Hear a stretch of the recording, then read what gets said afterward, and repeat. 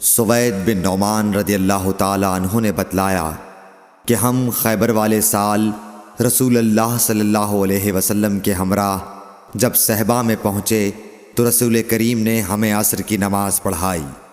جب نماز پڑھ چکے تو آپ نے کھانے منگوائے، مگر کھانے میں صرف ستو ہی لایا گیا، سو ہم نے اس کو کھایا اور پیا۔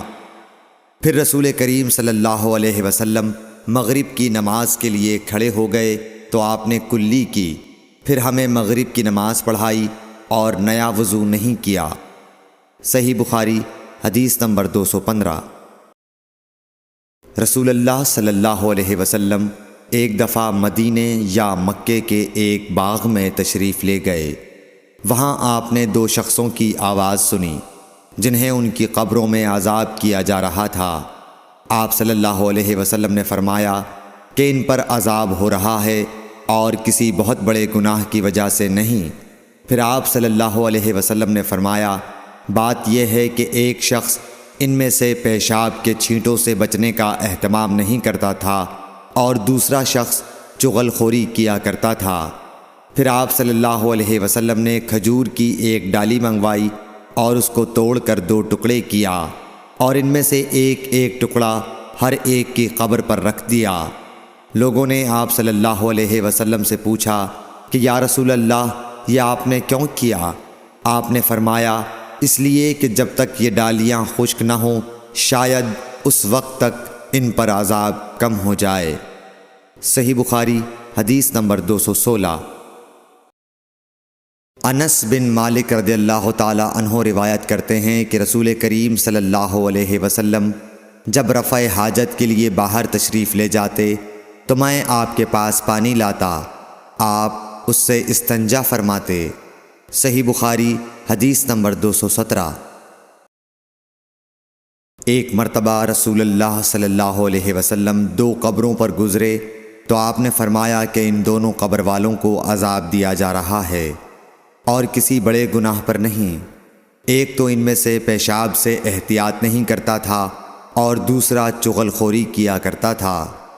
پھر آپ صلی اللہ علیہ وسلم نے ایک ہری ٹہنی لے کر بیچ سے اس کے 2 ٹکڑے کیے اور ہر ایک قبر پر ایک ٹکڑا گاڑ دیا۔ لوگوں نے پوچھا کہ یا رسول اللہ آپ نے ایسا کیوں کیا؟ آپ نے فرمایا شاید جب تک یہ ٹہنیاں خشک نہ ہوں ان پر عذاب میں کچھ تخفیف رہے۔ صحیح بخاری حدیث نمبر 218۔ رسول کریم صلی اللہ علیہ وسلم نے ایک دیہاتی کو مسجد میں پیشاب کرتے ہوئے دیکھا تو لوگوں سے آپ نے فرمایا اسے چھوڑ دو۔ جب وہ فارغ ہو گیا تو پانی منگوا کر آپ نے اس جگہ بہا دیا۔ صحیح بخاری حدیث نمبر 219۔ حضرت ابو ہریرہ رضی اللہ تعالی عنہ نے فرمایا کہ ایک اعرابی کھڑے ہو کر مسجد میں پیشاب کرنے لگا تو لوگ اس پر جھپٹنے لگے۔ یہ دیکھ کر رسول کریم صلی اللہ علیہ وسلم نے لوگوں سے فرمایا کہ اسے چھوڑ دو اور اس کے پیشاب پر پانی کا بھرا ہوا ڈول یا کچھ کم بھرا ہوا ڈول بہا دو، کیونکہ تم نرمی کے لیے بھیجے گئے ہو، سختی کے لیے نہیں۔ صحیح بخاری حدیث نمبر 220۔ ایک دیہاتی شخص آیا اور اس نے مسجد کے ایک کونے میں پیشاب کر دیا۔ لوگوں نے اس کو منع کیا تو رسول کریم صلی اللہ علیہ وسلم نے انہیں روک دیا۔ جب وہ پیشاب کر کے فارغ ہوا تو آپ نے اس کے پیشاب پر ایک ڈول پانی بہانے کا حکم دیا، چنانچہ بہا دیا گیا۔ صحیح بخاری حدیث نمبر 221۔ رسول کریم صلی اللہ علیہ وسلم کے پاس ایک بچہ لایا گیا، اس نے آپ کے کپڑے پر پیشاب کر دیا۔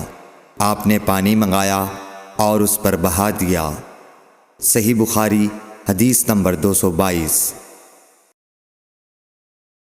ام قیس بنت محسن نامی ایک خاتون رسول کریم صلی اللہ علیہ وسلم کی خدمت اقدس میں اپنا چھوٹا بچہ لے کر آئیں جو کھانا نہیں کھاتا تھا، یعنی شیر خوار تھا۔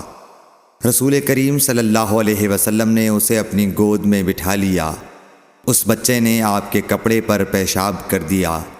آپ صلی اللہ علیہ وسلم نے پانی منگا کر کپڑے پر چھڑک دیا اور اسے نہیں دھویا۔ صحیح بخاری حدیث نمبر 223۔